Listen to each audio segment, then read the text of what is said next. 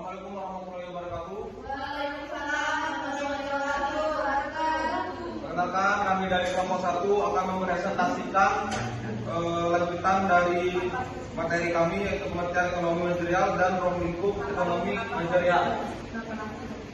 Halaman 8 sampai 11. Baik, langsung saja dibacakan oleh saudara Zainal Abidin. Baiklah, saya akan bacakan bab 8 teori dan estimasi biaya. Biaya eksplisit. Biaya eksplisit adalah biaya yang dikeluarkan oleh perusahaan untuk memperoleh atau menghasilkan sesuatu. Biaya ini mencakup biaya tetap seperti biaya sewa gedung dan biaya variabel seperti gaji karyawan dan biaya bahan baku. Biaya implisit. Biaya implisit atau implicit cost disebut juga sebagai biaya tersirat dan merupakan kebalikan dari biaya eksplisit. Biaya implisit adalah biaya atau pengeluaran tidak terduga dan kadang disebut juga sebagai biaya yang tidak terlihat. Berbeda dengan biaya implisit. Biaya implisit yang sifatnya tidak terduga dan tidak terlihat tidak tercatat dalam catatan keuangan atau kas perusahaan.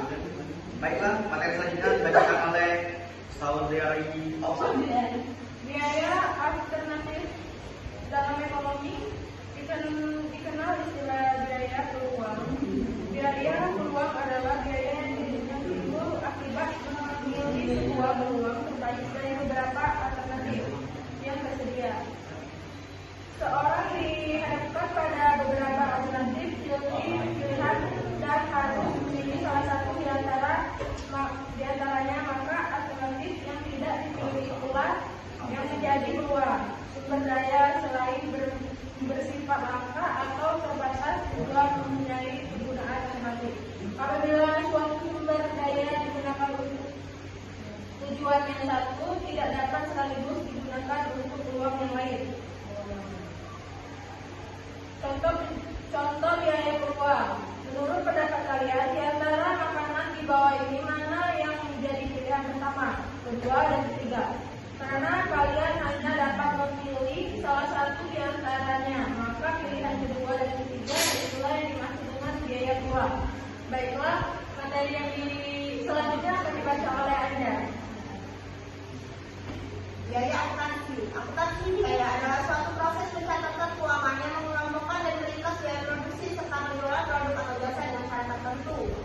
Fungsi akuntansi yang pertama yaitu menentukan harga pokok, yang kedua mencanangkan dan mengendalikan biaya, ketiga merinci berapa harga pokok barang, keempat membantu proses penyusunan anggaran produksi, kelima menyediakan informasi dasar perencanaan biaya dan beban akuntansi, dan yang keenam merencanakan dan mengendalikan anggaran. Biaya relevan. Biaya relevan adalah setiap biaya yang akan berbeda di antara berbagai alternatif. Keputusan berlaku untuk masa depan. Biaya yang relevan adalah biaya masa depan daripada biaya historis. Biaya tambahan. Biaya tambahan atau disebut juga biaya variabel merujuk pada biaya-biaya yang berubah sejalan dengan tingkat produksi atau aktivitas bisnis. Biaya terbenam. Biaya terbenam atau sunk cost merujuk pada biaya-biaya yang sudah dikeluarkan dan tidak dapat dipulihkan atau diubah. Struktur pasar, persaingan sempurna, monopoli, dan persaingan monopolistik. Struktur pasar. Definisi struktur pasar adalah organisasi dan hubungan antara penjual dan pembeli di pasar tertentu. Persaingan sempurna. Persaingan sempurna yaitu terdapat banyak penjual dan pembeli, produk homogen, informasi sempurna, kebebasan masuk dan keluar pasar, mobilitas atau produksi dan lain sebagainya. Monopoli. Karakteristik monopoli adalah bentuk struktur pasar di mana terdapat hanya satu produsen atau penjual yang menguasai sebuah pasar untuk suatu jenis produk atau jasa tertentu.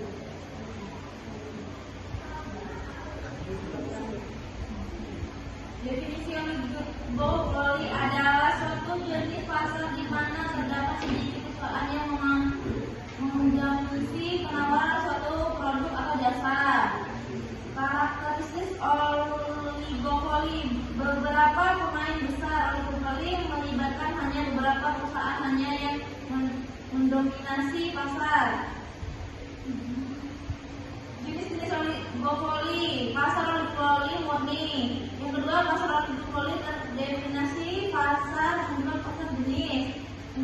Yang ketiga, pasar oligopoli non korupsi. Definisi penetapan harga produk merupakan proses menentukan harga yang akan dikenakan pada suatu produk atau layanan.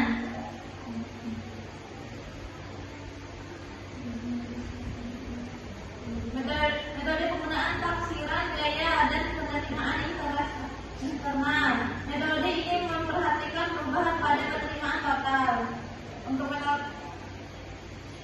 materi selanjutnya akan disampaikan oleh Rama. Baik, mungkin itu saja materi dari kelompok kami. Mohon maaf atas kesalahannya pada orang manapun. Semoga materi yang akan disampaikan bermanfaat untuk kita semua. Kami akhiri, wassalamualaikum warahmatullahi wabarakatuh. Waalaikumsalam.